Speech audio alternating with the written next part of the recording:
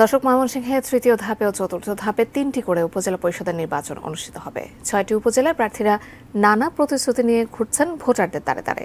আরো বিস্তারিত জানাতে ময়মনসিংহের ভালুকা থেকে যুক্ত হচ্ছেন আমাদের প্রতিনিধি আসাদুজ্জামান সুমন।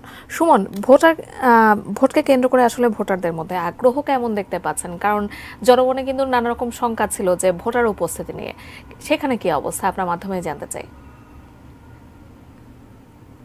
আসলে ময়মনসিংহের তৃতীয় ধাপে ৩টি, অর্থাৎ ত্রিশাল, ফুলবাড়িয়া, কিশোরগঞ্জ, আর চতুর্থ ধাপে ময়মনসিংহের আরো ৩টি উপজেলা, যেটি ভালুকা, গফরগাঁও ও নান্দাইল। এই মোট ৬টি উপজেলায় কিন্তু তৃতীয় ও চতুর্থ ধাপে নির্বাচন অনুষ্ঠিত হবে।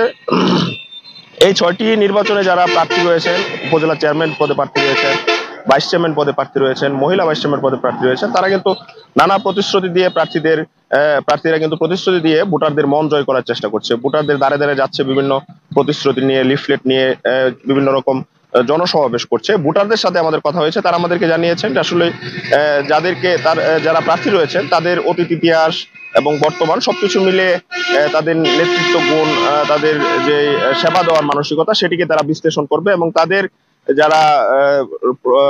বিপদে আপদে যারা পাশে দাঁড়াবে সবসময়, এবং তাদের এই উপজেলার উন্নয়নে যিনি কাজ করবেন তাকেই কিন্তু তারা বেছে নেবেন বলে আমাদেরকে জানিয়েছে।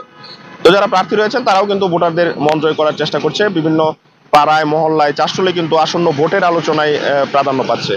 চাষটলে যারা আছেন তারা কিন্তু এই বিভিন্ন প্রার্থীদের বিষয়ে নানা রকম বিশ্লেষণ করছে, কাকে ভোট দিবে, কে এগিয়ে আছে, কে পিছিয়ে আছে, কার অতীতে কি সমস্যা আছে, ভবিষ্যতে কার জন্য ভালো হবে, সেই নানান বিষয় কিন্তু ভোটাররা কিন্তু বিভিন্ন চাষটলে, পাড়া মহল্লায় বসে এই আলোচনায় করছে। তো সব মিলিয়ে কিন্তু এই ৬টি উপজেলায় একটু উৎসব মুখর পরিবেশ বিরাজ করছে। তো এই ছিল ময়মনসিংহ থেকে আমার কাছে তৃতীয় ও চতুর্থ ধাপের ভোটের বিষয়ে সর্বশেষ। জাকিয়া।